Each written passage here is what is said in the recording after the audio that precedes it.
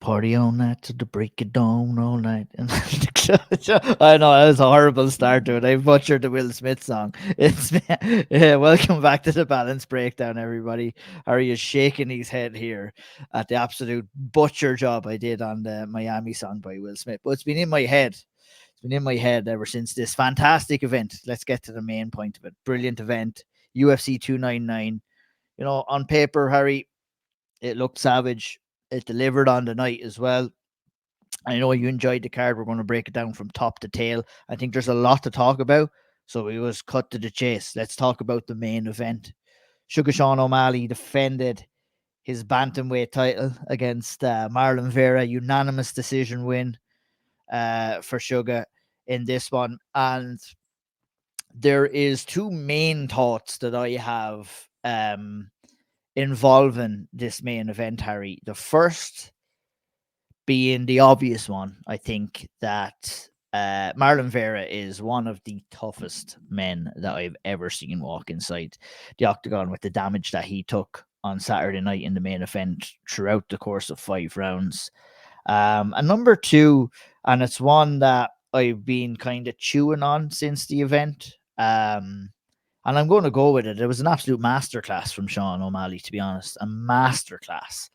And I was like, am I getting too excited? I watched it back again, and I'm like, nah. It was an absolute masterclass by Sean O'Malley, and you know, one of his finest performances inside the octagon. Answered a lot of questions. You know, proved to himself that he can go over the course of 5 rounds. You know, he probably will have a lot harder fights than what he did being real, but he did the best that he could given the circumstances with all the mental hurdles that he had to get over as well. Tremendous performance from Sean O'Malley. What's your overall thoughts on the main event itself, Harry? I think I echo your statements. I think it was this is going to sound insane, really, but this was, I think, the first time people look at Sean O'Malley and say that was an absolute shutout. Like, that was an absolute shutout. This stuff of, you know, okay, we've seen him like destroy low-level fighters before in the UFC. We've seen him, you know, the Eddie Wineland knockout and the, you know, I've forgotten the fella's name. I want to say Andre Sukumta, right? We've seen him go through those fellas like, you know, a knife through butter, and that's fine, right? That's fine. But there was contention with the first Vera fight. There was contention with the Piotr Jan fight. There was contention with Pedro Munhoz fight, right? Like, there was contention here, there, and everywhere. Oh, is his body going to hold up? Is it this? Can he do the 5-round thing? Can he do this? Can he do that? Can he do the next thing? The answer is yes. And at an absolutely supremely elite level is he can do all of those things. I think Marlon Vera, we have to spend some time giving him the absolute utmost respect. I think nobody coming into this fight, I think, would have guessed that he would have had the fanfare that he did have going in. It seemed as though half of the crowd, if not 3/4 of the crowd at the press conferences, were there for him. That was very, very illuminating to me. I thought that whilst he did his best to fight to a game plan, there came a point when he just decided to give it absolutely everything that he had, and you can't fault him at all for that. And I think, you know, that 4th round was the closest round of the entire fight. I'm just ultimately so incredibly in awe of both fighters coming out of it. One, for Sean O'Malley's dominance, for his what's the best way to put this? For his maturity, right? But also for Marlon Vera doing his best to actually fight Sean O'Malley rather than just go out and try and take his head off or whatever. He actually tried to fight Sean O'Malley. And then when that failed, to have the bravery after being beaten badly for 3 rounds. And I cannot tell you how he took that knee in the 2nd round and carried on going. But in the 4th round, to come out and make that the closest round of the entire fight is unspeakable, frankly. Unspeakable. Absolutely. I think, you know, maturity is a very important word there when it comes to Sean O'Malley. And I think he showed that in the way the fight kind of materialized on Saturday night, Harry. And I think the fact that, you know, he was landing some shots on Chito, he came to the realization himself that, you know, and he let his ego out there that he was probably not going to finish Chito. Like, I mean, that knee would have knocked an elephant, to be honest. I think it was, I like, I was watching it with a group of my friends, and the reaction of the, first of all, it was the smack of the knee, and like we were all expecting it. It was the smack that was the most shocking thing. Like when you see a knee landing like that, but when you can hear it in a full arena full of people that are shouting and really excited, my goodness, I don't know how Chito Vera, one of the most impressive shots that's ever been taken inside the octagon. And I think it was at that moment really that Sean O'Malley had to kind of come to the conclusion in the fight and had to probably have the conversation with himself, is that, you know, I can't go for the kill here, because if you go for the kill and you're putting 100% in all your shots, you know, he also had to deal with maybe certain levels of doubt of whether he was going to be able to produce in round 4 and whether he was going to be able to produce in round 5. And look, we can come here and we can talk and we can answer those questions right now, but Sean O'Malley didn't have the answer to those questions on the night. Yeah, he probably had some level of confidence based off his training and preparation, but you know what happens in the gym in comparison sometimes to what happens in the octagon can be night and day sometimes. And you know, the energy of the crowd, I think I would think he would have been surprised and maybe a little bit kind of put off with the reaction of the crowd down there, because he's up there with one of the biggest fan favorites in the UFC right now. And you know, to come here down to Miami and then have the rip roaring crowd for Chito and not to have them on your back, you know, when you're visualizing, when you're looking ahead at these things, you know, you are visualizing the crowd chanting your name and everything like that. But I can tell you what, they might not have been cheering for Sean O'Malley before the fight, but they're definitely cheering for him after. And the level of respect, how Sean O'Malley handles himself, and the level of business savvy that he's created to be in the position right now is absolutely so admirable. And you know, in an age like where we always go back, where, you know, the trend seems to be say outrageous shit, get outrageous actions. Yeah, Sean O'Malley isn't everybody's cup of tea. I'll hold my hand up as a fucking 37-year-old man saying that I don't get a lot of the stuff that he says or the target audience that he does, but the audience is there. But how he handles himself, yeah, he says himself that he needs work on the mic and he needs to maybe sell fights a little bit better. Do you know what? That's not necessarily the case, because you go out there. The most important thing, Harry, we say each and every time, is what you do inside the cage, and going out there and producing level of performances like that. He's going to be a star one way or another. And on the mic, he's himself, and I don't hate anyone for being themselves. And what, you know, I don't really buy too much into what's said before, after fights, or on the mic. I do keep an eye on it. I am interested by it, but for me, and I know definitely for you, it's all about what's produced inside the cage, really, that matters. And Sean O'Malley did that exactly on Saturday night. I agree. And look, I think where I put Sean O'Malley is in terms of the personality stuff anyway.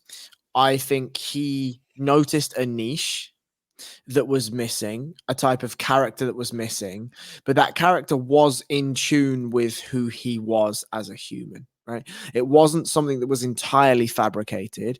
And I hate to do this all the time. I really hate to do this all the time, but it's a similar thing to McGregor, or maybe now Alexander Volkanovski or Ilia Topuria, or these sorts of names where they are being themselves, but just at maybe a 9 or a 10, right? Where if they walk around on a day-to-day basis, you might find them at a 6 or a 7 of themselves, right? Just idling along, sort of being who they are, whatever, with their flaws and with their benefits, right?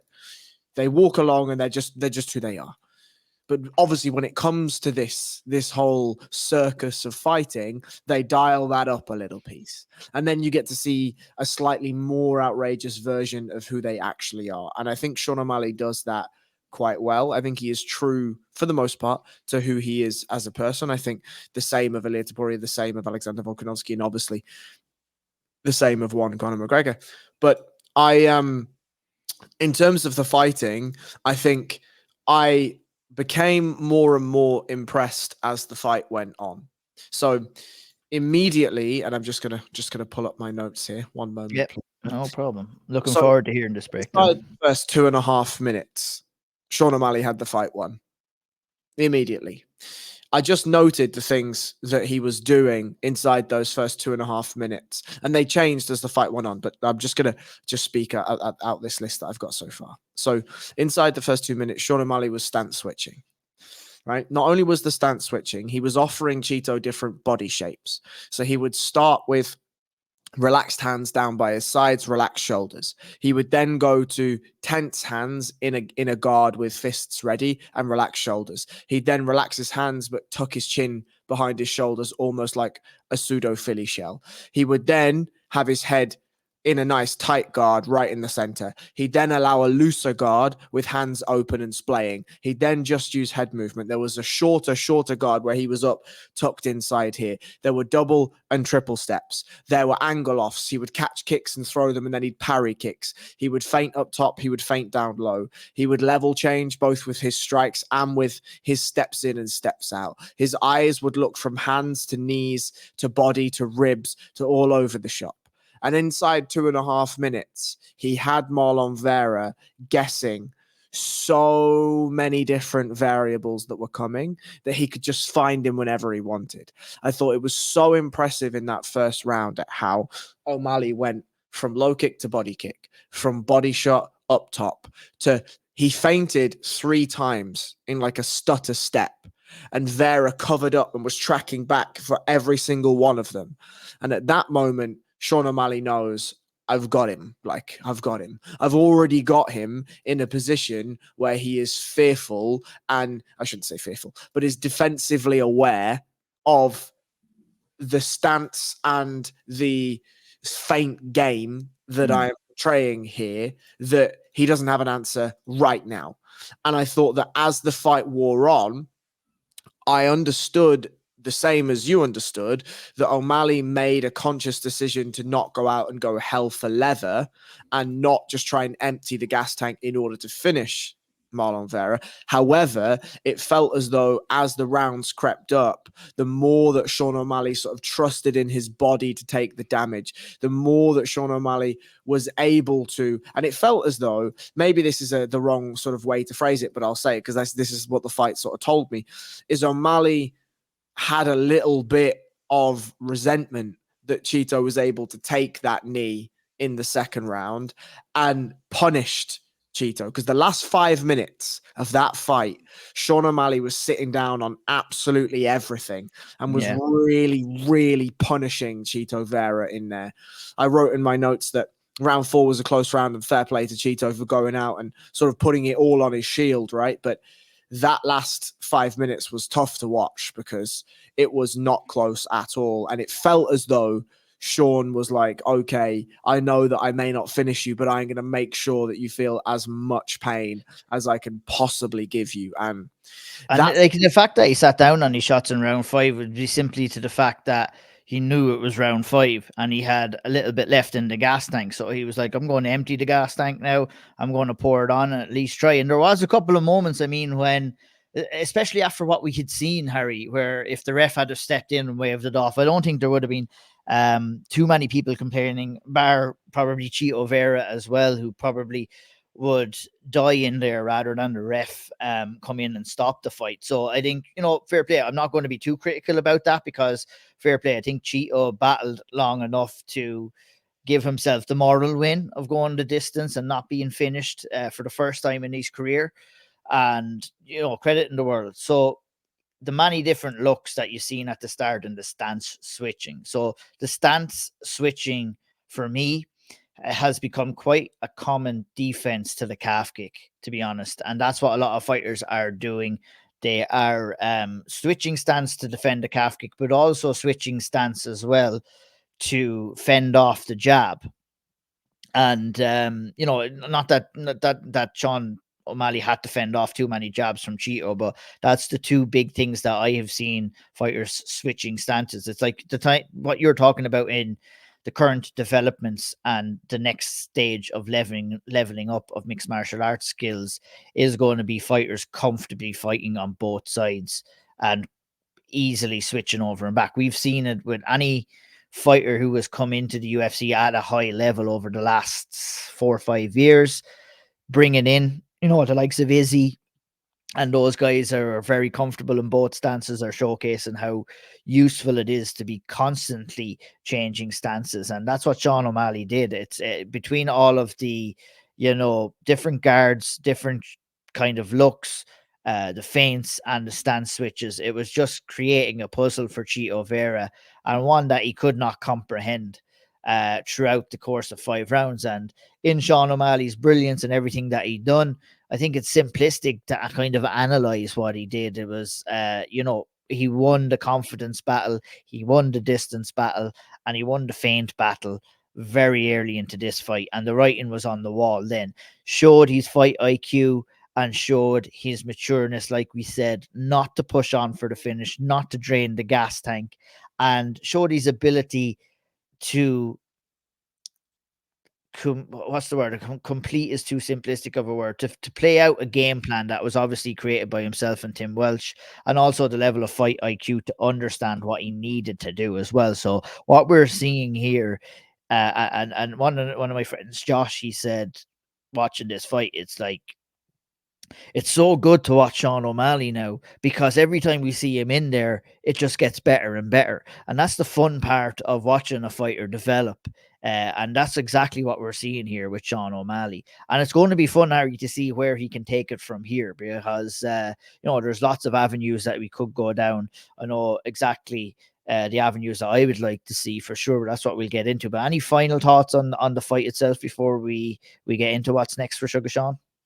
The one thing that I am interested to see coming out of this, and I echo all of your statements about Sean O'Malley getting better as we watch him. I think we still forget that he's still incredibly young in his career, in his age as well, right? There's still so much to come from that man in terms of skill development. And it does strike me, I'm going to go on a tangent now, I can already feel it starting, that he is somebody that takes skill development very, very seriously. Right, outside of the Twitch gaming and the hair and the tattoos and the this and the that, like actually when he nails down to it, he really cares about being a very, very, very good MMA fighter, and that I think will serve him in the future. In terms of what's next. Oh, sorry. The thing that I wanted to find out at the very end, he immediately sort of went to his knees after he sort of, said thanks to Chito and whatever. And there was some lip reading that I was doing, and he was talking to Cabrinha. Sorry, not Cabrinha. I've forgotten who his jiu-jitsu coach is. I can't believe I've forgotten it. Some fella that's won loads of world titles. Anyway, and he mentioned that both of his hands were really, really sore. Now, we have seen Sean O'Malley have difficulty before with hands and stuff like that. I wonder whether we've got a break there at all. I didn't manage to catch the interview with Ariel Helwani, so I'm not sure whether that's been confirmed or anything, but I am interested to see if there's any fallout from the hands. Yeah, it looked like that he had them wrapped, and he had them kind of wrapped up after. I didn't see anything today either myself now, unfortunately, but there was people questioning maybe, he was limping out and everything like that, but Jesus, man, try and fight 25 minutes and try and fight. By the way, I've just remembered his fellas. Go for it. The jiu-jitsu coach is Tanquino. I can't believe I fucking forgot. Yeah, that's all right. And look, I mean, fighting a 25 fight, you're not going to be like, he's saying he was limping, everything like that. Well, he was throwing kicks and stuff. You're going to be hurting after a 25-minute fight like that, even if it is a one-sided dominant one. You're putting bones on bones there. And while we're on this topic, I think maybe we can kind of finish up the main event on this.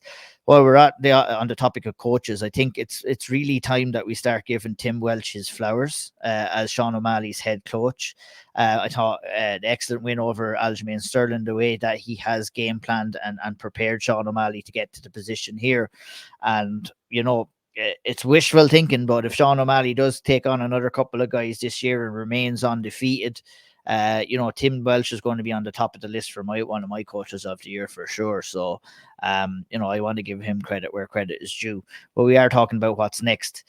What's next? What you want to see for Sean O'Malley. I know he mentioned and called out Ilia Topuria. He only brushed away the challenge of Marabdashvili. I know the answer to this question, but I'm going to ask you anyway. What do you want to see next for Sean O'Malley? Marabdashvili is what I want to see next. Yeah, me too. It has to look. I think let me sort of justify that, right?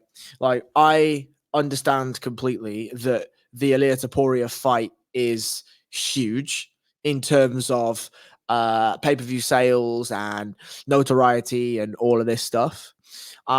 However, I actually think that Sean O'Malley and Ilia Topuria are both still getting better. And so if you want to do the Alexander Volkanovski rematch in Spain for Ilia Topuria, then fine, do that. I have no problem with that. I think that gives both men enough time to continue on their skill development. And something that Shawnee has said before is we want to see the best fight the best when they are the best, right? Well, if we're going to continue down this avenue of weight class changes and super fights and this and that and the next thing, well, then let's allow both men, one, to bask in the glory of they've both just actually won their respective titles. And, you know, Ilia Topuria will be defending it for the first time against Alexander Volkanovski.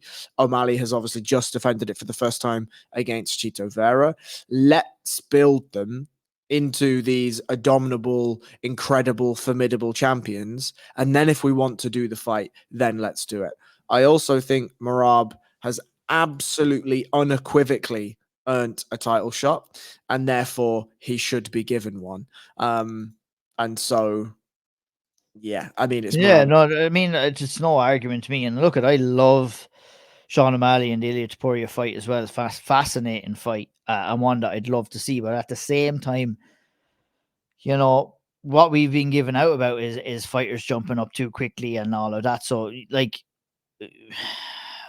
I'd love to see it, but I want to see Merab get the shot more. I just simply do. And I think if you give Sean O'Malley Merab, and he gets past Merab, it makes the fight with Ilia Topuria bigger. Like, if Ilia Topuria wins and goes, Merab for Sean O'Malley is like the, you know, for lack of a better term, we'll go I hate always, because we always compare to Conor, but, you know, it's the Chad Mendes fight for Conor. You know, it's the wrestler. It's the, can he defend the takedowns? Can he do it? And that question was asked and answered against Peter Yan. I think Merab does pose a couple of different questions, and it will be a difficult fight.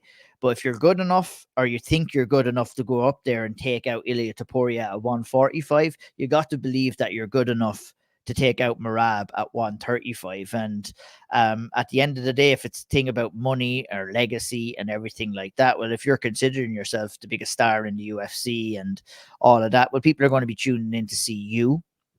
Obviously, your dance partner has a bit of a say in how big a fight is, but you're talking about a Merab who has done everything in his power and absolutely deserves a title shot, who is getting a little bit of love by the fans as well. So this whole accumulation of circumstances is rounding up quite nicely, and it's really leading into the fight that should happen in the bantamweight division, and that's Sugar Sean O'Malley and Marabdashvili.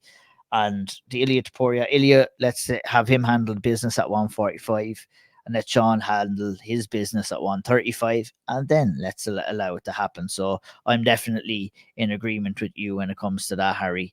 Let's move on to the co-main event, Dustin Poirier versus Benoit Saint Denis. And this fight was like lightning in a bottle, Harry. It was absolutely insane from the minute the fight started until the minute the fight ended. I tell you something for nothing, it was great. Benoit Saint Denis went out and fought a hell of a first round, closed the distance, didn't give Dustin Poirier 1 inch inside the octagon, and that's what you got to do when you're going in there against a guy like Dustin Poirier. He was never going to win a technical striking battle against a guy like Dustin Poirier. He had to go in there and he had to make it dirty, and it worked. In round one, Dustin Poirier had this look on his face, was looking a little bit concerned and surprised in between rounds. And when I was watching it, I wasn't like, oh, he's done, but I was like, this is very interesting. But I said to one of the guys when I was watching it, it was like, Dustin Poirier just needs to find his second win now. And I think if he can do that before he gets into any major trouble, he's going to win this fight. And I think it came at the start of the second round when the dust settled, because I've also thought what Benoit Saint Denis was trying to do and the game plan that he had constructed, it wasn't really feasible, and it wasn't really going to work over the course of 5 rounds. So it was calmness in the chaos from Dustin Poirier, and he did what he did best. He found his opportunity in the pocket and he landed a sweet right hook. The fight was called in the second round, and it was just absolutely insanity, and all the credit in the world. We'll talk about how much of a legend Dustin Poirier is maybe after a quick breakdown of the fight. Harry, in your opinion? So I think what we saw specifically from Dustin Poirier is one of the reasons why he's had 30 fights in the UFC. And that's that there is a level of seasoned veteranship, right? There were moments in that first round that, yeah, okay, he was under fire. Yeah, okay, he was being pushed back. Yes, he was under pressure, but he watched every shot that came. Every single shot that came in, you saw him look, assess, and either Philly shell up and try and catch them. He would try and roll with shots. He would parry shots. He would take shots through the glove. He would take shots through the elbows, through the forearms. Don't get me wrong. A lot of those shots also got through, and Benoit Saint Denis fought a very, very, very high pace first round, and certainly caused Dustin Poirier some problems in that first round. But Dustin Poirier, if you are looking for somebody to go to war with, you don't want to pick Dustin Poirier. You just don't. Like, there's a couple of guys in the UFC that if you go to war with, you don't pick them. Right? Justin Gaethje is one of them. Dustin Poirier is another one of them. Max Holloway, for the most part, is another one. Right? These are guys where you go to press conferences or you watch press conferences and you listen to lads say, this is going to be a war. This is going to be this. This is going to be that. This is going to be the next thing. And then you look up at the docket and you see their opponent, and their opponent's like, yeah, we're going to go to war. We're going to do this. We're going to do that. Dustin Poirier actually fucking means it. And Dustin Poirier will take you to the dark depths of hell because he's been there and he's done it and he's kind of happy there. Right now, do I think that there's credence in what Benoit Saint Denis was saying, in that he's had a staph infection and he's been on antibiotics all week and this and that and the next thing? Possibly.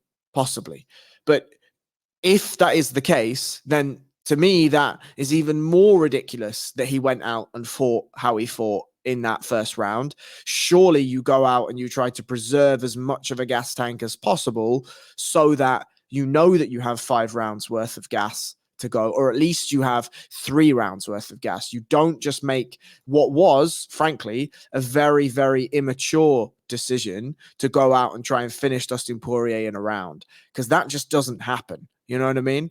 And I thought Dustin Poirier, minus his just unrelenting ability to fuck up guillotines and dive on them. Oh my God, don't talk to me. I every time I see someone jumping for a guillotine, you're the first person I think of, and I can guarantee you had your head in your hands about 4 times during that fight, where he was just kept going and kept going.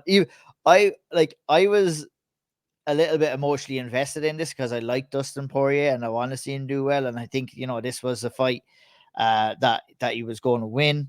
Might have been the fact that I had maybe a bit of money on him as well. Let's keep that under wraps. But there was the 3rd or 4th time that I dropped down for the gilly, and I stood up from the seat that I was sitting in with my arms in the air. I was like, "Stop fucking going for the guillotine!" I can't even imagine what you were like watching it. It was frustrating, but look, it worked out in the end, and he played into it. He said he's always going to go for it, but I mean, wasn't the wisest choice at the time. It very rarely we see it in modern mixed martial arts where someone drops through a guillotine and it works out well. But that's his trademark. He wants to do it, so he decided to. He didn't give up on it, but gladly it didn't cost him too much in the end. You must have been absolutely screaming at the TV when you were watching that. I mean, I was, but in the same vein, it's like, I know that this is going to happen. Do you know what I mean? Like his A1, it is built into him as a fighter that his A1 absolute first line of defense for any takedown is a guillotine. And so I'm just not really that shocked at all. I'm dismayed, I'm frustrated, but I'm not shocked, but again, we get to see vintage Dustin Poirier, where there's a moment in that second round where he lands a left hand and Benoit Saint-Denis starts to wobble, and you see Dustin Poirier just move through the gears. And there's almost no man like him when he has a guy hurt, isn't he? His killer instinct is insane. Right. He doesn't rush. He knows, and I think he knew at the time that there's 4 more rounds of this, big man. And we're in the second round, 2.5 minutes in, and you're fucked. Like, you have made a big, big mistake here, and it's going to get really, really, really tough now. But he just, in the spotlight, I wrote that it's like a shark in the water, but this isn't just a bit of blood. Like, the entire sea has turned red, and Dustin Poirier is just milking, shifting his way through it, and he's gonna find that shot. And when he found it, I mean, Jesus Christ, what a fucking finish! Lovely setup, wasn't it? Talk me through it. So I will pull up my notes so I make sure that I'm getting it the right way round. But Dustin looks for. I have lost my severe spotlight, ladies and gentlemen. We are having technical issues here at the live technical issues on the balance breakdown. At the balance breakdown. 1 second. All right, here we are. Right. So the thing that I found at least, the most beautiful about the finish was Poirier lands a big left hook that drops Benoit Saint-Denis. That's the beginning and the end, right? Benoit Saint-Denis gets back up, and his instinct is to try and shoot for a double. As he shoots a double, and I didn't see this on the first watch, I caught it on the second watch. Poirier actually catches him with like a shovel hook uppercut as that double comes in, right? He grabs a high-risk guillotine, of course, and forces a disengage from front headlock. What we now see is a left hook that stands Benoit Saint-Denis up straight. Another drops to the left-hand side of the body. The right hand comes up, but the core is already rotated, right? Dustin Poirier is already ready to go. The left hook has already gone. He's baited the left hand to come out from Saint-Denis, and the right hand is already coming over behind the shoulder. There is no way that Saint-Denis is going to see that shot coming because his shoulder's in the way and his head's already dropped. And as he brings the left hand back, his face turns into that picture perfect, clean right hand. And I mean, the follow-up coffin nail from Dustin Poirier was so unnecessary, but I completely understand. Well, do you know what that was? That was like, I'm still here, motherfucker. I'm still here. And there's a brief moment when you slow down that final right hook with Dustin Poirier that makes it even a little bit more impressive as well, because there's about a second of miniature hesitation where he's getting ready to throw it. He stops for a second and then throws it just to correct the final piece of timing so it lands flush. Is like, there's a difference between landing clean and landing flush. And he was going to throw the fan and throw that right hook, and it was going to land clean, but he has that moment of second hesitation, made sure that it landed flush, and the result was Benoit Saint-Denis crashing down. Look, at fair play to Benoit. He went out there and did it. He'll be back for sure, and he's going to learn great lessons from this fight. And he's a guy that I'm a huge fan of. But at the end of the day, when your time isn't up, your time isn't up. And that is the difference between a 30-8 type of fighter and a 13-2 type fighter. And we've seen the difference in the two of them on Saturday night. Next for Dustin Poirier, did you see enough to think that Dustin Poirier has another run in him at the title? I'm going to answer my own question there, and then I'll hand it to you. I have not. I don't think it is enough. I think, there is some inclinations that, he's not quite the fighter that he used to be, in terms of how sharp he is in there. In the octagon, it took him a little while to kind of get settled. Obviously, it's very hard when you have a guy coming at you like Benoit Saint-Denis.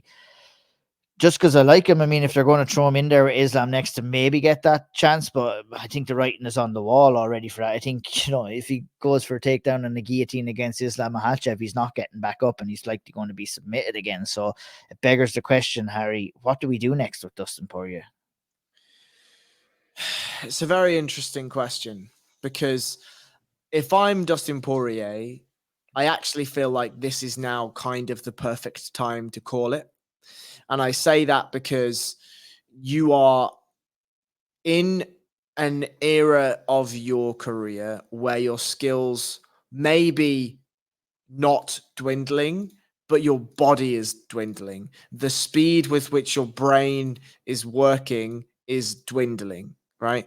And so we saw against Benoit Saint-Denis, and let's be honest, Benoit Saint-Denis is not a top 5 fighter right now, that Dustin Poirier can be got to, and he can be hassled and hustled, and he can be forced into making decisions that he's not super, super happy about inside that octagon, right?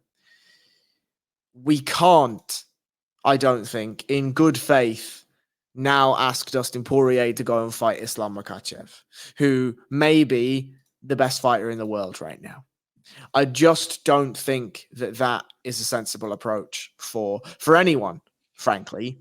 What do we do with Dustin Poirier? That's a difficult question. It's a difficult question because you can't drop somebody like Poirier back too far because of his name, because of who he is. But I also don't want to see him fighting Rafael Fiziev or Justin Gaethje or Islam Makhachev or Alexander Volkanovski if he comes up. Like, I don't need to see that entirely. And in the press conferences on the lead up to fight night, he was talking about how he trains with welterweights day in, day out, and he knows that he is too small for those welterweights. And so I was actually thinking about this while I was watching the fight. It's a very, very tough spot that Poirier has left himself in. And I'm not sure. I'm not sure what we do next, to be honest. I'm really not sure. Do we do Mateusz Gamrot? Huh? Mateusz Gamrot?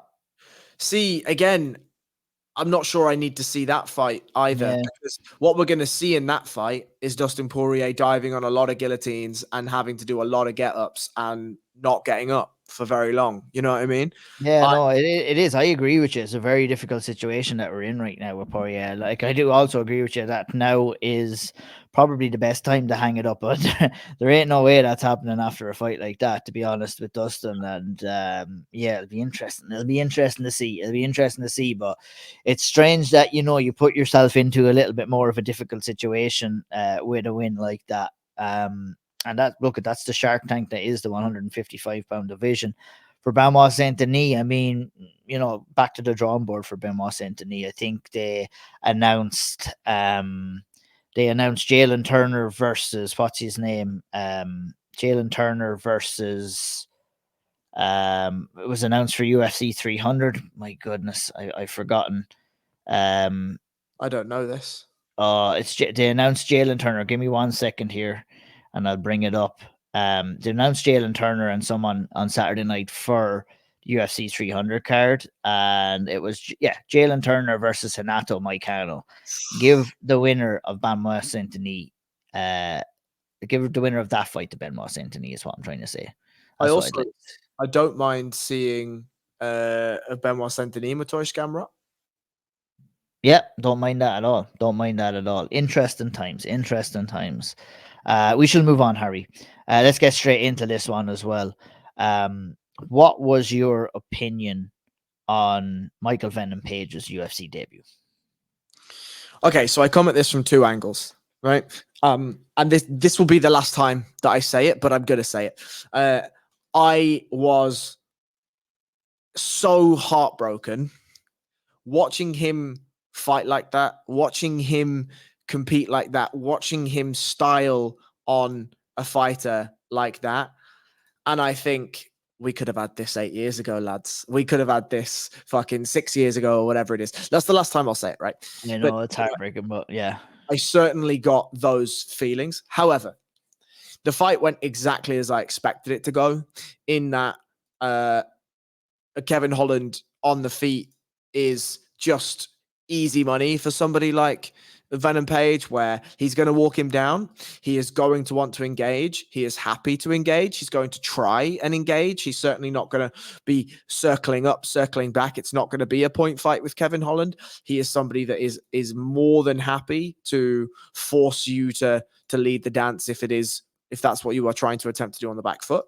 And so I think it was a perfect styles matchup, exactly what the UFC wanted. This was exactly the type of showcase that we wanted from Michael Venom Page. But boy, oh boy, did he make it a showcase. I thought that the obvious things about Venom Page are his work on the outside is just gorgeous. The footwork, the head movement, his ability to not get hit, his ability to distance manage and range manage, and the feints and the fakes and the darting inside and the darting outside. But I thought that some of the most beautiful things about the game were, one, the clinch defense against the cage. I thought he looked great there. I thought the reversals were great. I really liked the elbows on the clinch breaks. Really, really liked all of that work. I was very, very impressed with his additions of foot sweeps and trips. And I really, really liked that there was like a glimmer of wrestling offense. The only thing that I will critique him on is the get-up game. When they did eventually hit the mat, I was not impressed with his ability to get up. And look, he got up. Fair play to him. He got up. But I think those signs are going to be big red flashing warning signs for how the UFC book him in the future. But we are looking at an elite striker, and we got to see the fruits of that labor on Saturday night. Yeah, it was brilliant to see. It was something that we discussed in the lead-in on the preview show to this on the Sphere setup the last time. It was the mental battle that was going to be fought in there. And it clearly worked against someone like Kevin Holland, who was visibly frustrated at the end of the fight. Did try to close the distance, in fairness to him, did try to take the fight down. But as we already knew going in there, it's not that easy to take down MVP. There was some success in round one, but I thought MVP did excellently off his back. There was a moment of time there saying, oh, is he going to accept this position? But, I thought what he did very well there was he stayed calm, he stayed cool, he stayed composed, got that wrist control, used the butterfly as well, and got himself back up to his feet. It was really, really good work to get back up there. And, the walkout was cool as well from MVP. It was, I was just really enjoying that fight, and I was happy and enjoying MVP getting his moment as well. A fighter like that deserves that moment, to be honest. And you've seen how much it meant to him all week. He was really taking it all in.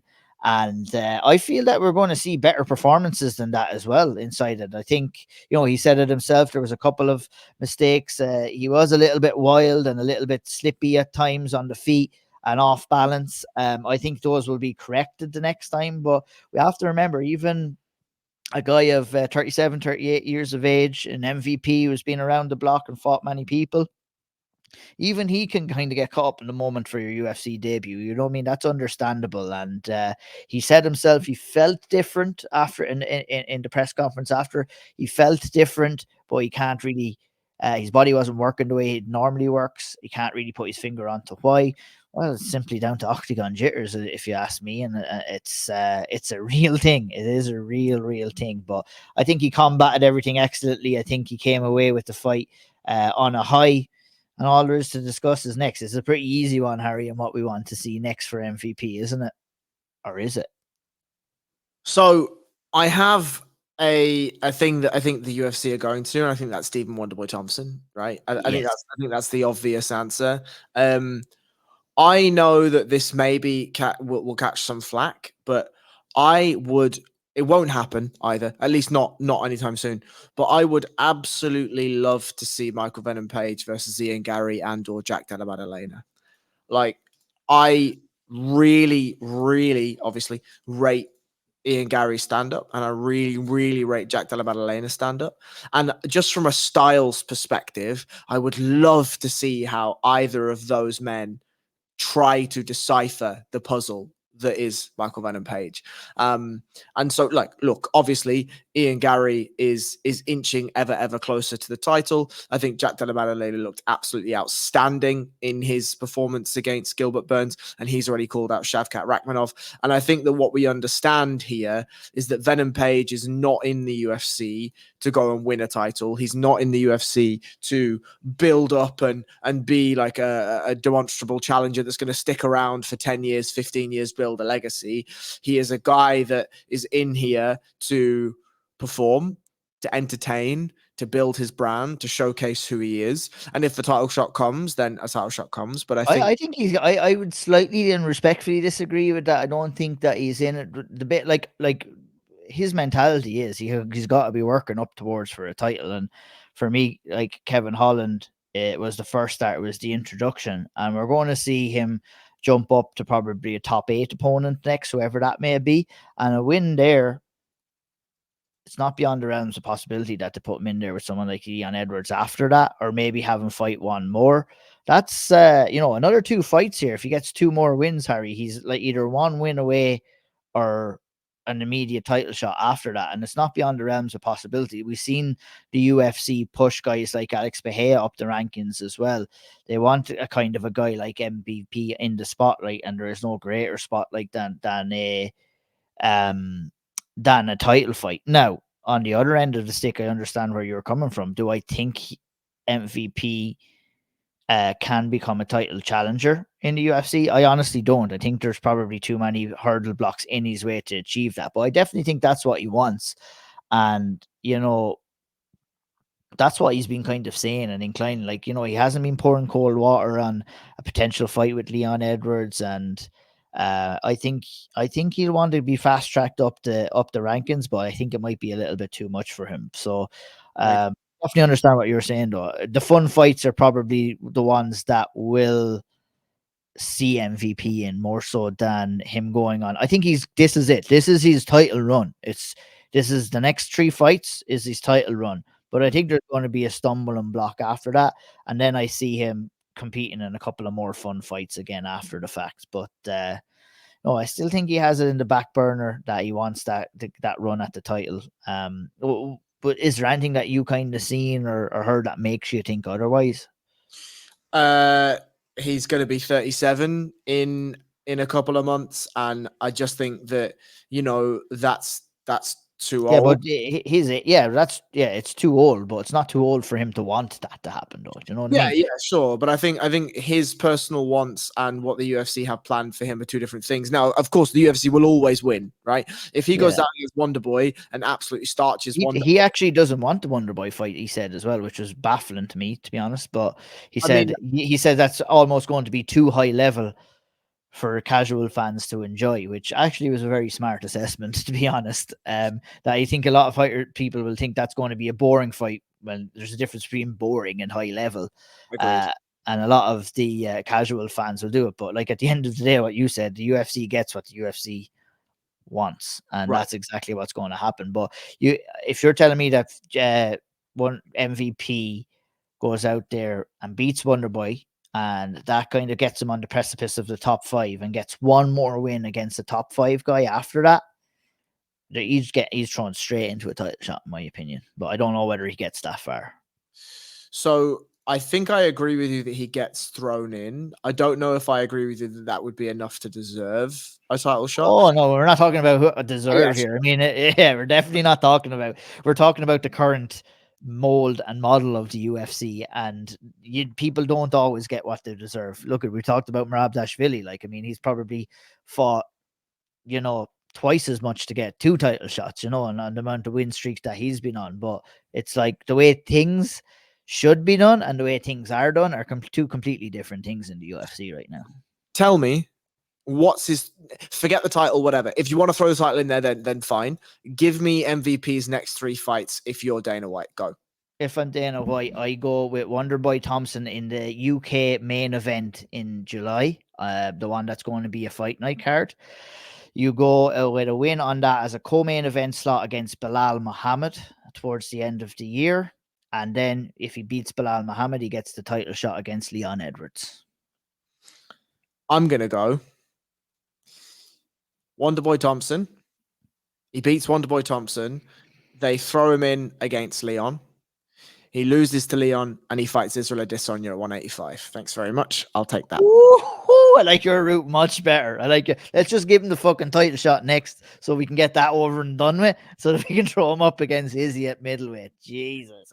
I do think there is a possibility as well, right? That again, this is just me just riffing, right? I've got absolutely no inside information, obviously. But if he goes out, fights Wonderboy Thompson, whatever, if it goes well, then I would, if I'm MVP, I'm not wanting a Belal Muhammad type thing. I may try and call out an Ian Gary for like an all-European type deal because Ian Gary obviously is going to want to stand and strike and whatever, and that's great for MVP.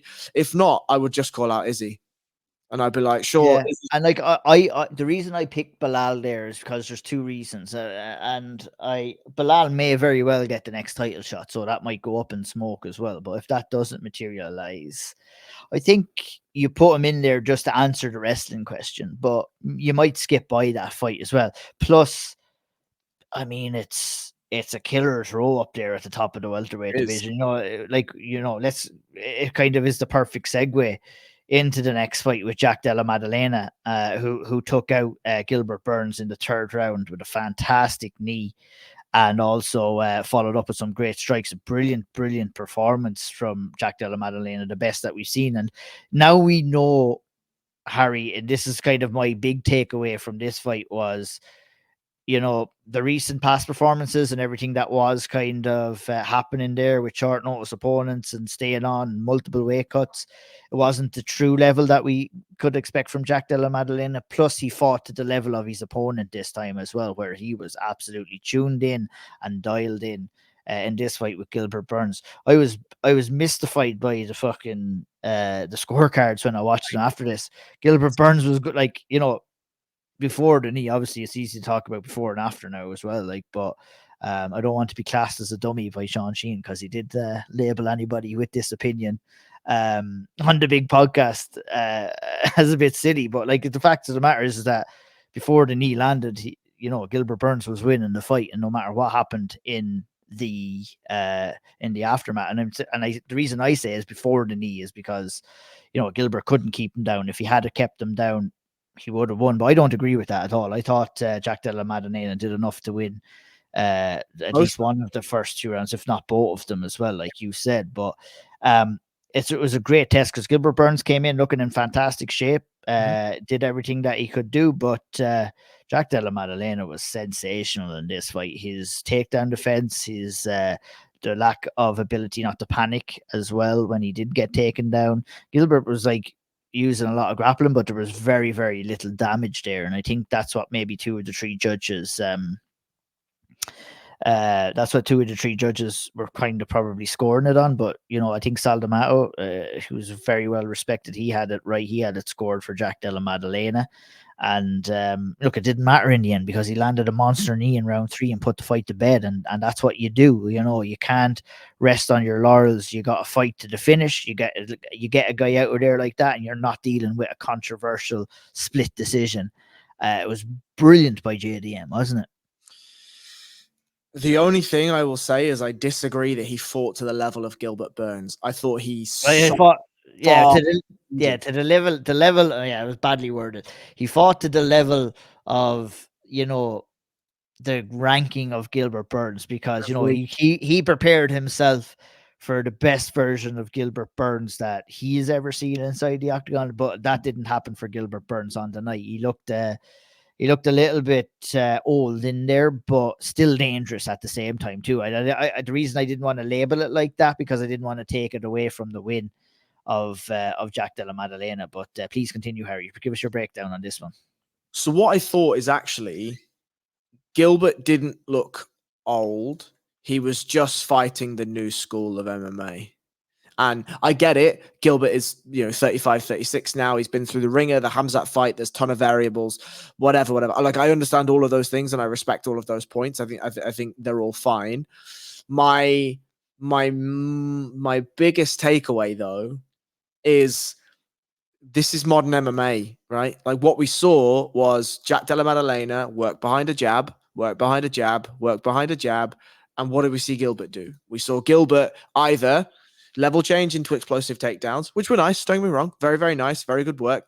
Or we would see Gilbert try and land big overhand rights, big hooks, big kicks, whatever. JDM absolutely ate him alive on the feet in that first round, in my opinion. The takedowns were very nice from Gilbert Burns, but as you already mentioned, Jack Della Maddalena had a couple of really, really beautiful techniques to stop Gilbert Burns from taking his back, had some really gorgeous reversals, had some really, really beautiful takedown defense, and then just worked behind straight shots and just absolutely chewed Gilbert Burns up. And I just couldn't be more impressed with Jack Della Maddalena in that first round. Second round, if you wanted to score it for Gilbert Burns because of the elbow, then fine. That was an absolutely massive shot. But I do think that outside of that elbow, Della Maddalena did enough to win that second round. Then obviously the third round was what it was. But I think that was the most complete performance we've seen from Della Maddalena. We really wanted to see what would happen if Gilbert Burns got the fight down. And we did see what happened when Gilbert Burns got the fight down, and not just once, but on multiple occasions. We saw that Jack Della Maddalena was able to stop the fight from getting down as well, right? And then we got to see the punishment. We got to see him, as you say, be calm, be smooth, be collected, really, really think about the positions that he was in, not rush, not make bad decisions, in fact, make really, really fantastic decisions. And I mean, the call out from Shavkat was just absolutely perfect. He's got a fucking set of balls on him like a Bengali tiger, so he does. To go and take out Gilbert Burns and call out, in my opinion, the toughest test in the division right now in Shavkat Rakhmonov. That's a fight I want to see. I want to see Jack Della Maddalena versus Ian Gary. I want to see Jack Della Maddalena fight every weekend if I could. I think the talent coming into the 170-pound division right now, this division is shit hot right now. It is shit hot. So, do we book that fight, Jack Della Maddalena and Shavkat Rakhmonov? Do we get it done? Instantly. Yes, let's do it. Easy peasy. Gilbert Burns, what do we do with Gilbert next?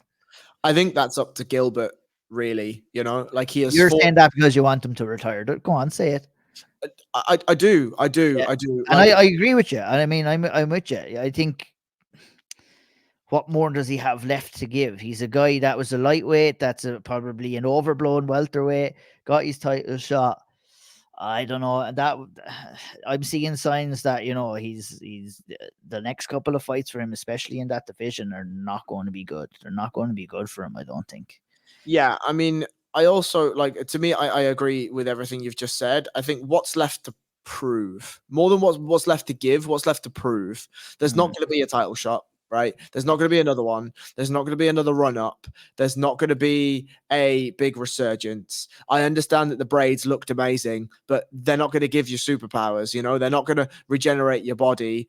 All they're going to start to do is they're going to start to cause us significant problems. You know what I mean? And I think Gilbert Burns has dedicated enough of his life to martial arts whereby he deserves to go out the way he wants to. If that means he wants another fight and a crack at going out on a win, then who am I to tell him any different, right? But I would prefer that Gilbert Burns either chooses to hang up the gloves before it becomes too ugly, or take a fight, choose a fight. Maybe it's a UFC Brazil, maybe it's a UFC Florida, whatever. Take a fight that he feels is going to sort of honor him and his legacy in the UFC in a way that he sees fit, and then bow out. Yeah, that's a wise way of putting it. And it was interesting to see what is next for Gilbert Burns. Look at another guy who was really coming into Saturday night with a point to prove, with a big monkey on his back was Peter Yan. And, you know, he came in, Harry, and he did a fantastic job in getting a really young, dangerous Song Yadong out of there. And I was equally, not equally, I was super impressed with Peter Yan and how he handled this fight, especially after how round one went, because round one did not look good. And I was like, oh shit, we were watching a Peter Yan that's absolutely finished here in round one. And he did his usual thing about downloading content and stuff, and he dropped the round one, and he came out in round two like a different man. And we got to see glimpses. I really want to kind of nail down that sentiment. We saw glimpses of his old self. And it was enough to get the job done against Song Yadong. I'm just wondering what you thought of his performance overall. Maybe we'll get into what I think after you share your opinion.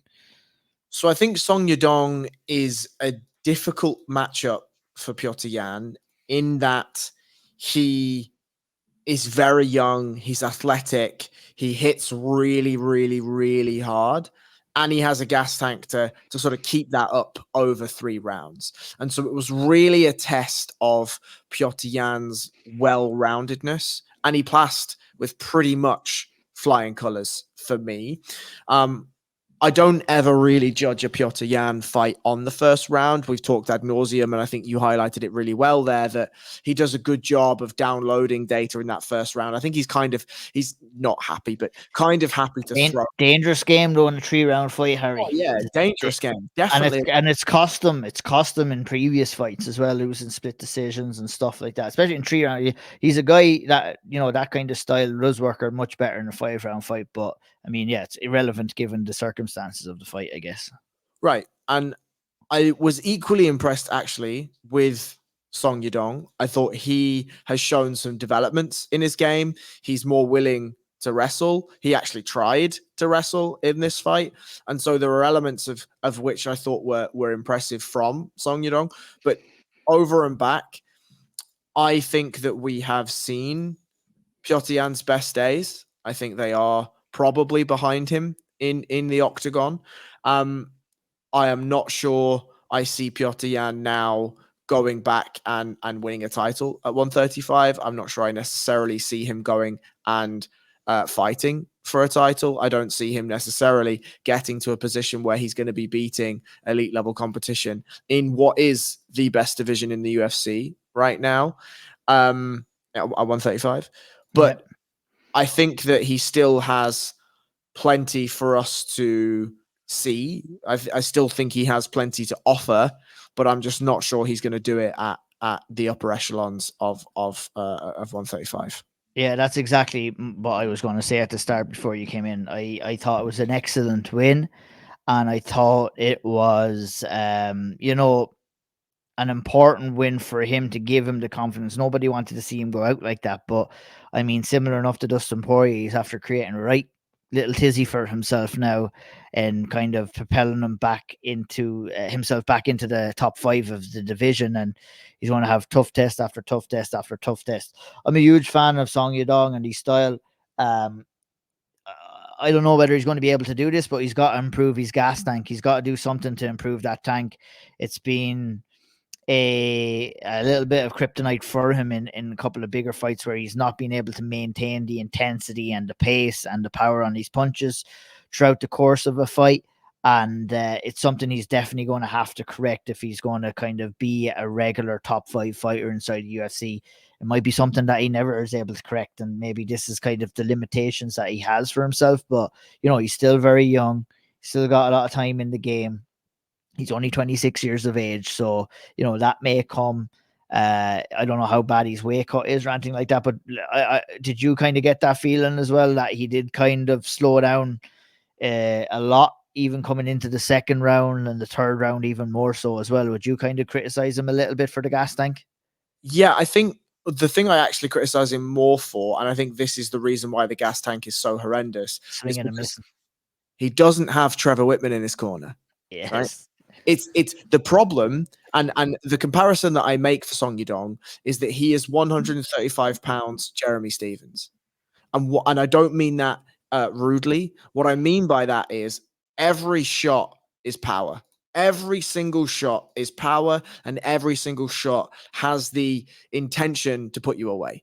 You just can't fight like that at the upper echelons of any division because people are not there to be hit that cleanly. They're just not. It just doesn't exist, right? And Petr Yan showed in that first round, yeah, he took a couple of smacks, took a couple of big ones. And then Song Yadong was like, oh, we're 5 minutes deep and he's not going away. And he's not tired, and he's not rocked, and he's not hurt. I've got a problem. And so if Song Yadong, because as I said, I was impressed with his willingness to grapple. I was impressed with his willingness to actually try and grapple. But the grappling takes energy. The grappling is big in explosive movements. The grappling takes a lot of gas to just hold somebody like Petr Yan down. And so then when you're trying to just drive massive shots in every single time, you're going to get tired. It's impossible to not get tired. And so somebody, Uriah Faber, if you're listening, fair play to you, somebody needs to tell Song Yadong to just take 15% off, take 20% off all of those shots, and then let's see where we are. Because it's just a 3-round fight, you know? It's just a 3-round fight. Big time. Couldn't agree anymore. Do you have names? For if you don't, it's all good. Yeah, no idea. For Petr Yan, I have absolutely no idea. I think for Song Yadong, he needs to wait. Right, I don't think his stock has dropped dramatically because he had some really good moments in this fight, but there are so many moving parts to this 135-pound division. I think Song Yadong is now going to have to just wait his time, bide his time, and maybe if Corey Sandhagen and Umar Nurmagomedov do make it together, then we can see something that comes from there. I think Kyler Phillips, Song Yadong would be an interesting fight. That's the one. Yeah, that's the one for me, to be honest. Yeah, 100% Kyler Phillips. We'll talk about his performance in a couple of moments, but really good stuff from him. But yeah, I think that kind of leads us on. An hour and 5 minutes in, that's the main card covered. Let's rattle through a couple of the rest of these. Look, this is a kind of a testament to how great the card is. In the heavyweight division, we had Curtis Blaydes take out Jailton Almeida. I kind of had a feeling that this was going to happen. I thought, Jailton was a little bit exposed in the fight before that against Derek Lewis, and I was kind of curious to see how he would do against Curtis Blaydes, and we saw the result there. What were your takeaways from this one, Harry? He's just not big enough. Like, I know that, fuck weight cutting and everything else, but the difference between a heavyweight and a light heavyweight is so dramatic. It is unbelievable, especially a heavyweight like Curtis Blaydes, who is an athlete, right? He's not just a big fella that you're going in against. And, he's not a Josh Parisian, right? He's not a Derek Lewis, who's just a fucking huge fella that's got loads of weight behind him, but doesn't move very quickly. Curtis Blaydes is an athlete. And it takes some fucking beating to beat an athlete that's got, 20, 30 pounds on you. And I think that was shown in spades here. Like, don't get me wrong. The grappling of Jailton Almeida in round one was great. Loads of lovely mat returns. He did some nice back attacking, but you could just tell that Curtis Blaydes was absolutely fine getting back up and getting back up and getting back up. It was just going to be a question of biding his time. I thought the finish was... That's the thing. You can get excited about Jailton Almeida, how he did in round one, but at the end of the day, you got to be able to... Yeah, but my criticism is you got to be able to maintain it, and he showed that he wasn't able to do that against Derek Lewis. And it was like, for me, in trying to break down this fight, it was like, okay, if Curtis Blaydes can stay safe and not do anything crazy, he's going to get opportunities to finish this fight in rounds 2 or rounds 3, and that's exactly what happened. Yeah, it was devastating, the way it was done, but a little bit of lack of awareness too from Jailton Almeida, unless the very first shot that he took to the temple when he was trying to take down Curtis Blaydes rattled him bad enough that he just didn't have the reaction time to kind of be aware to remove himself from that situation, which is probably the likely outcome. But that's a little bit worrying as well, that you're putting yourself into those kind of situations and that you can be got in that position as well. Will that make him hesitant in future fights? But I think I agree with you overall, Harry, that the overall next move for Almeida should be a move down to 205. And what a fucking move it could be. Do you know what I mean? Like, if you see Jailton Almeida, pick a 205 that beats Jailton Almeida in the grappling. Like, it's going to be fucking tough to beat Jailton Almeida at 205, unless you're somebody like Poatan or somebody that's got just insane killer one-stop punch power. But there are so many interesting fights for him. Like, imagine you do Johnny Walker versus Jailton Almeida, right? Like, you'd pick Jailton Almeida every day and twice on a Sunday to take Johnny Walker down and do some stuff to him. You know what I mean? So I don't think that this is the end for Jailton Almeida. I think actually this will probably be a blessing in disguise for him, because it shows him that, you know, don't get me wrong, his skills are fruitful. His skills are fruitful, but there are levels. And I keep, whenever I think about these things, I think about what Max Holloway said. And Max Holloway said, look, making it to the UFC is a huge achievement. But getting to a ranking, getting to a 15 ranking is so hard.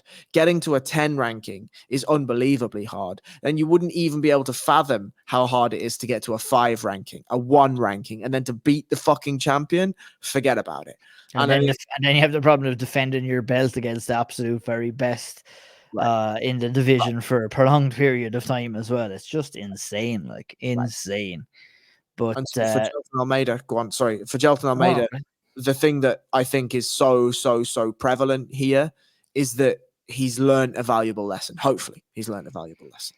Indeed, yeah, it'll be interesting to see what's next for both of these guys. But look, Curtis Blaydes, you know, he's put himself right in the mix there.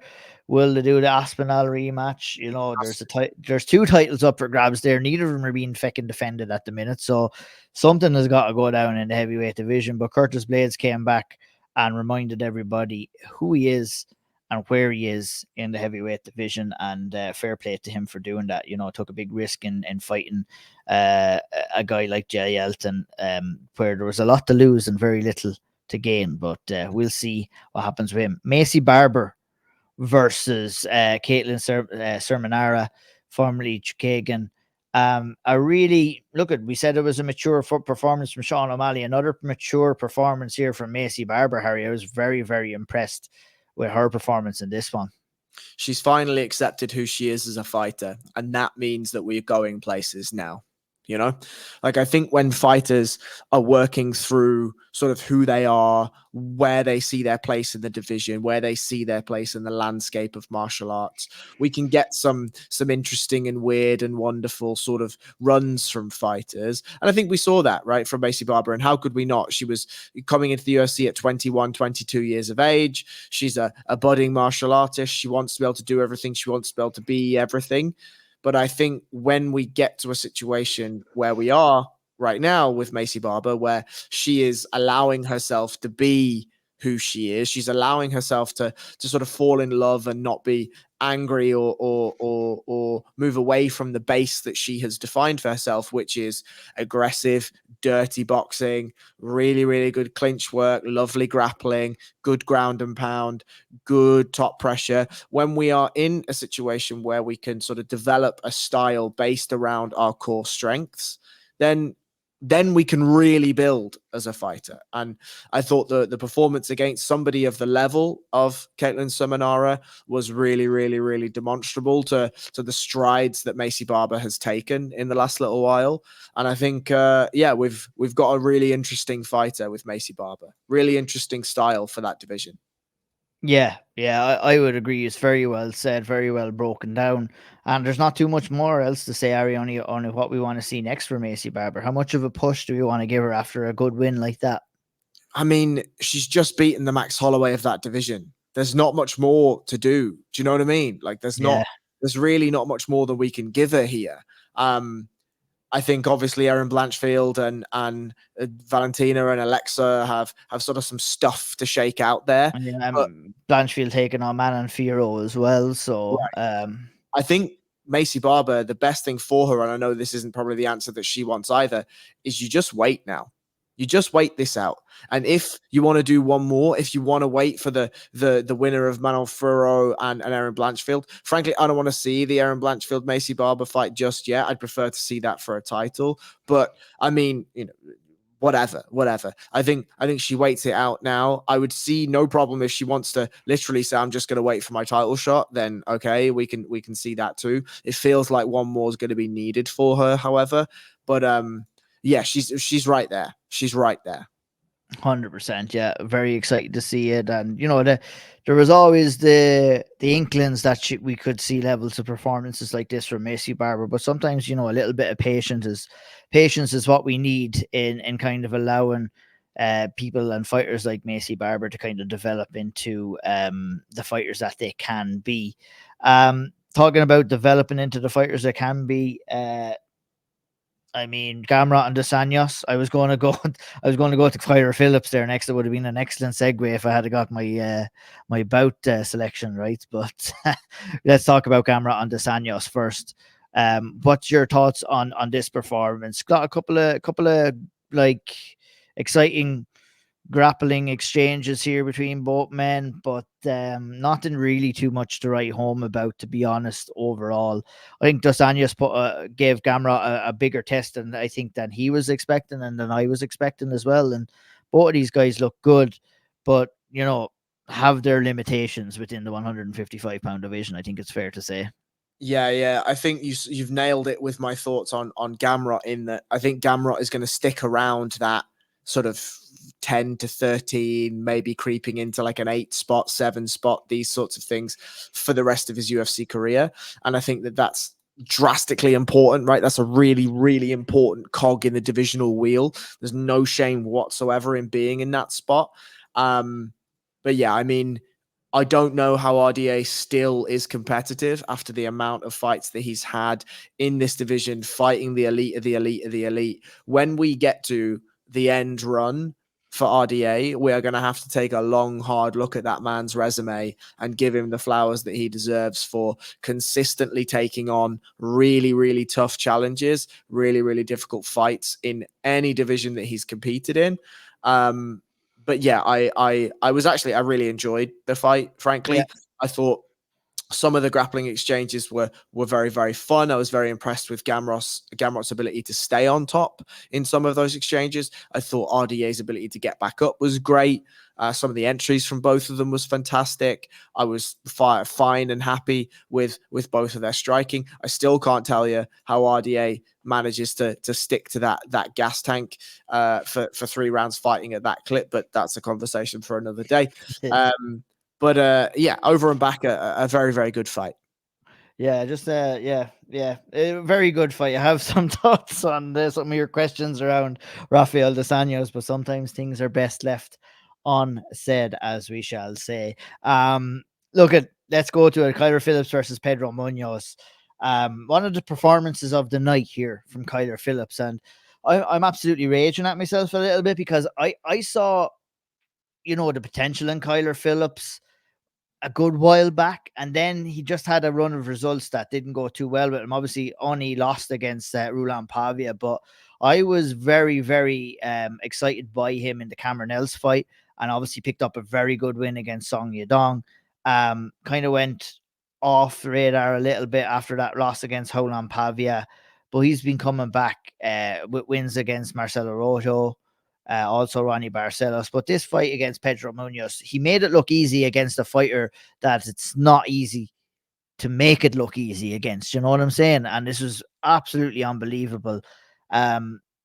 Questions maybe about his gas tank and how he can do it, but he was throwing absolutely insane strikes in round 1. And if he just tones it down a bit, if you give him maybe if Trevor Whitman has a 10 or 20 minutes to kind of sit down with him and tell him, less of the craziness, and you'll be able to maintain it. But still at that, he wasn't completely gassed. It's just his output kind of suffered a little bit when he couldn't get Pedro Munhoz out of there. But I was savagely impressed by Kyler Phillips.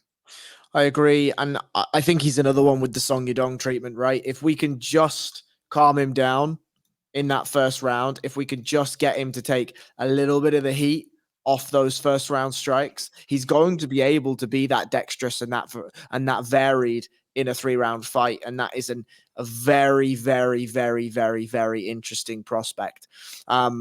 I do think that if that change is going to happen, it has to start happening now, because when you beat a name like Pedro Munhoz and you put on a performance like you did in that first and portion to that second round, people are going to start taking notice now, and it's not going to, the fights aren't going to get easier, right? There's not going to be a Howley and Piver again. There's not going to be a Marcelo Rojo again, unless like the results take a significant turn for the worst. But yeah, really, really, really impressed with Kyler Phillips, especially in that first and second round. But I agree inherently with you that we need to see the maturity that we've seen from other fighters on this card. I need to see the same thing from Kyler Phillips, because we also have to take into account that Pedro Munhoz is also somebody that's pushing on in his career, is not as athletic as he once was, is not as explosive as he once was, still fantastic fight IQ, still fantastic shot selection. But we also have to be, we have to be cognizant of who we're fighting here. And I think if I'm Kyler Phillips, I say, okay, I know I'm at that level because I've just gone and done it to Pedro Munhoz, but I also know that if I'm going to get to the upper echelon of this division, I need to make sure that I'm doing everything in my power to last me. Because imagine it was a 5-round fight. Yeah. It's tough. It's tough. It's tough. And look at the Song Yadong fight is dangled there. They did fight already. Kyler Phillips has a win, but whilst rematches don't always make sense, and maybe it doesn't make sense because he has a win over him already, you're going to be fighting for that ranking though, really, aren't you? You're going to be fighting him this time. If you again went out there and did it before, there's no reason why you can't believe in yourself to go out there and do it again. Mm-hmm. So I like that fight. They're on schedule with both of them fighting on the night as well. So, and a massive shout out to the fantastic mane of hair that Kyler Phillips bring in, like a young Harry Powell coming in there with a fine mane of hair. Credit to him. R.I.P. to Elias Teodoro, but he'd be looking down with great pride on Kyler Phillips with a fantastic head of hair on him like that. So shout out to Kyler Phillips and his hairdresser and whatever product he uses in that hair as well. It worked for him. Fair play. Philippe, that went massively off track. Philippe Lins went out and took on Ian Cutelaba. I mean, not a great fight overall, Harry. It's getting the arm wave of death, but maybe give me a quick 15-20 minutes of how you didn't like this fight. 15-20 minutes. Get seconds. Get fucked. Like, look, Ian Cutelaba, we just know who he is now. And equally, look, Philip Lins has put 4 wins together. Fair play to him. I need to see Philip Lins in something a little bit more interesting now. I think hits hard, can grapple a bit, is tough. And Cutelaba is just a bit of a shitbag, frankly. If he can't go out and just look like the Hulk and, roar, and like his weigh-ins are more interesting than his fights. And I think that's probably all I can fucking say. Like, I'm not bothered by Cutelaba. I have no interest in Cutelaba anymore in the UFC. Yeah, that's it. But let's see Philip Lins with somebody good though. Yeah, no, with Lins, it's like, this was a good opportunity to get a win over a name in the division, and it'll move him up to the next level.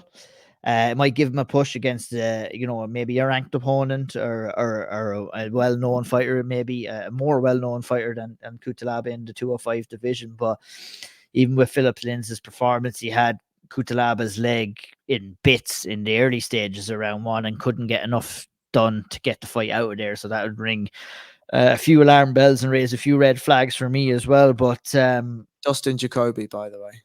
That's the one. Yeah, great shout on that. And we're in for a fun ride too, by the looks of things, with Michel Pereira as well, Harry.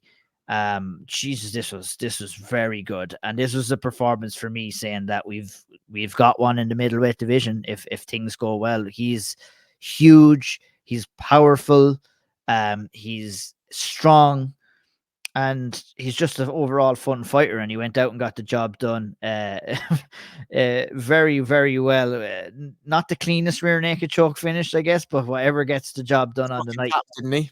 He sure did. He got the job done big time. But this was a good one and a good win too for Michel Pereira, wasn't it? I agree. He just fucking carved through him, like absolutely carved through him.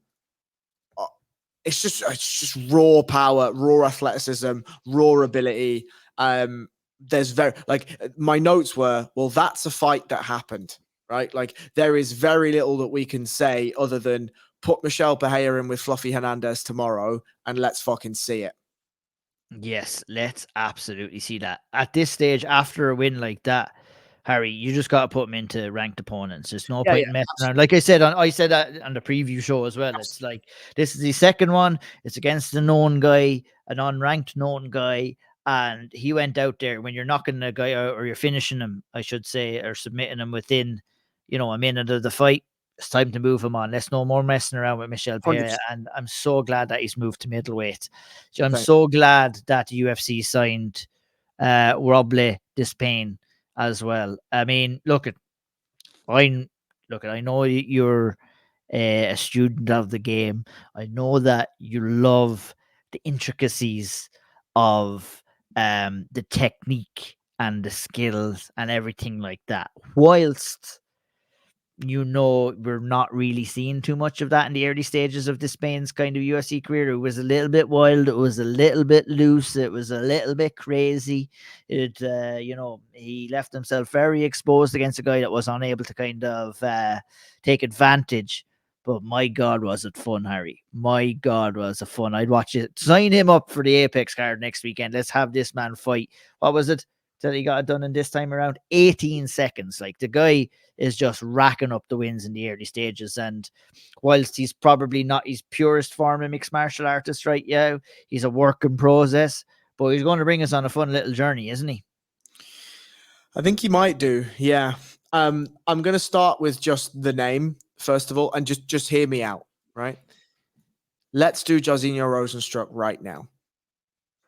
The reason why I say Jairzinho Rozenstruik right now is because I'm not even gonna try and pronounce to butcher this fella's name. What's his name? Despaigne. Despaigne? Yeah, Despaigne or Despaigne. I think they were calling him Despaigne. Cool, Despaigne. Cool. Yeah. So, I mean, you're asking. I tell you, you're asking the wrong person about names here, brother. I think at 35, 36. Let's just see it now, right? Let's just see it. If he goes in and he loses badly, okay, fine. We can take a slow roll with him, but I don't need to see him go in and smash Parker Porter. I don't need to see him go in and smash Chase Hooper. I don't necessarily need to see that. Maybe Jairzinho Rozenstruik is a step too far. Fine, if that's the case, but I would like to see him go in, because if you're knocking fellas dead, going backwards at heavyweight in 18 seconds, what more do you want? Like, what more do you want me to say? Just, he is a 6'7" mountain. Fine. Just one thing that worries me about that Jairzinho fight is that when he was moving backwards and forwards, his chin was wide up in the air, and he's definitely got to correct that. I think Jairzinho clips him. I mean, I don't know.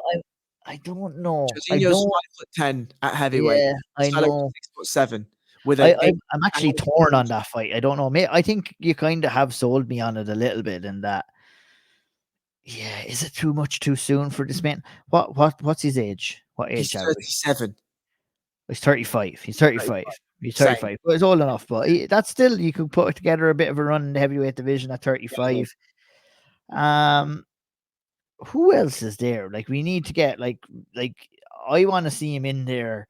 Do you know what? Let's call him the trash man and let him clean up the garbage inside the heavyweight division. Let's put him in there with the likes of the Vanderamas and the other one. You're not interested in any of that. You don't want to see him getting knocking out guys in 15, 20 seconds. You want to actually see him tested and to see how he can develop.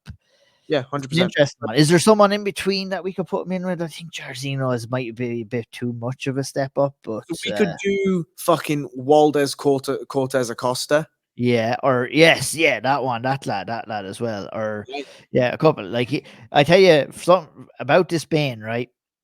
That guy has UFC Apex main eventer written all over him, so he does, and that's definitely going to happen. We're definitely going to see that this year or maybe next year with that man. He's Dana White is licking his lips at the prospects of putting him on a nothing card in front of nobody in the Apex as a headliner. Maybe it might be Jairzinho, the king of the Apex himself. Maybe it might be Jairzinho Rozenstruik. I am confident we see Jairzinho Rosenstruck versus this fella within this year?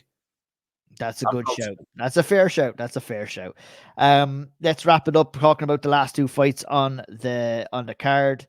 Asu Almabaev against CJ Vergara. Very, very impressive work here. Phenomenal. From Almabaev. This, if you hadn't tuned in and watched this guy on the early prelims, I would suggest going back and checking out his fight. He was very, very impressive, and a guy that is going to cause some problems in the flyweight division for sure, Harry. Yep, I think the only problem with him is he needs to put a little bit of size on. Yeah, he's very small. He is very small. Tiny for 125. If there was a 115-pound men's division, he'd be fighting in it.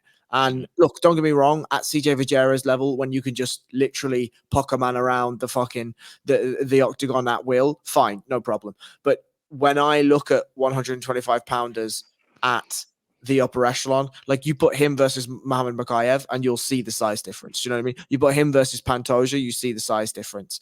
And so as much as that does pain me to say, because weight cutting and everything else, I do think it's important that Almabaev puts a little bit of size on if he's going to be competitive at the upper echelons. But the skills are there. The skills are obviously there. The raw grappling skill looks phenomenal. So I'm high on him. I'm in.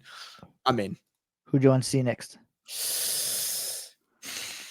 Because of the size thing, I do want to take a little bit of a slow roll. You know, he's only fucking 5'4", you know? Might I suggest somebody? You might. Damon Blackshear next. Ooh, that's a tough fight. Let's do it. Let's get him in there. So the option I'm going to give you, which you may not like, is Joshua Van, who's also a small 125-pounder. I don't mind that either. He's just taken a short notice fight today. I just saw that flash up on Twitter. Don't know whether the time scale, but like, I mean, yeah, it's a one that I think is a smart fight as well. Too smaller. I had one other name. Go ahead. Jimmy Flick. Now I know, but Jimmy Flick won his last fight, right? He won his last fight, submitted a fella. And so there is for Almabaev, if the choice is that we need a couple of fights just to get him to pack on a bit of size and get him ready for the upper echelons, then somebody like a Jimmy Flick or a Jeff Molina or a whatever, these sorts of fighters. Jeff Molina is not a 125-pound fighter. I'm talking about fucking ass. If you do him or Joshua. He is a 125er, but he's banned for the betting controversy with Kraus. That's all. Fair play. Sure, you can't win them all. Yeah, you can't. But yeah, like I have no problem with him just hanging around for a couple of fights, maybe even a year, right? Give him 2 or 3 fights over the course of a year, have him hang around, bulk him up, and then we'll send him off to the races. Absolutely. Couldn't agree more. He's a fun fighter. I'm looking forward to seeing him. And we started off tonight, Harry, with a really fantastic win here for Joanne Rudd, and what a way to cap off her career.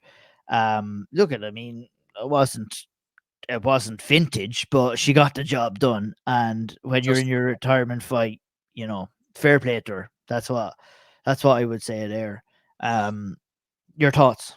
I think if there was any worry in Joanne Wood's mind about whether it was time to hang it up, the first round tells her that it's time to hang it up. Like I'm very, very, very impressed with her ability to go in, bite down on a gum shield, make a few changes, have a very, very, very close second round. I did score the second round for Joanne Wood because I thought the right hands snapped Morena Moroz's head back more impactfully than whatever that Morena Moroz was doing.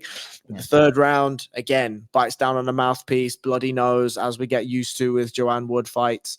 And she just comes out and she throws the kitchen sink for her final 5 minutes, almost finishes Morena Moroz in the last 30 seconds. Unfortunately, doesn't get it done. But it's about as fairy tale a story for Joanne Wood as you can hope for.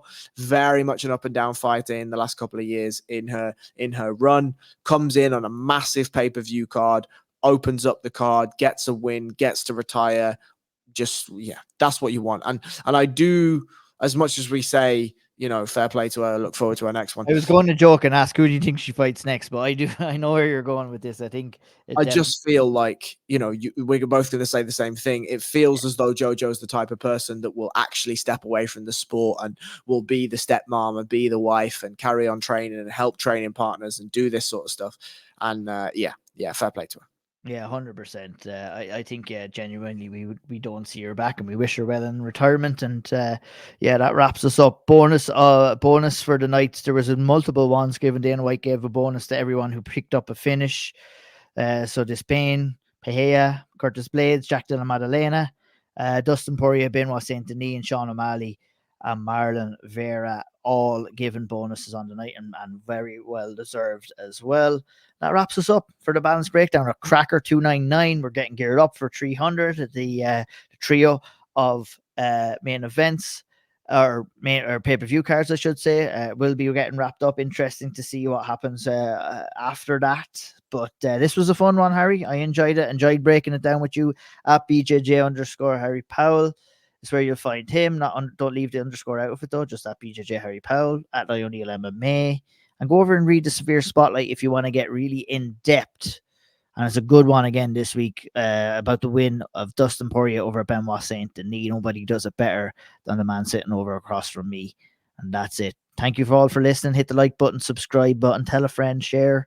I always forget to say this at the start. Like, I should be saying this at the start because there's very few people that are around at this late into the podcast, if we're being real. But how's it ever? If you still are, hit the like button, share a friend, subscribe, and we'll talk to you the next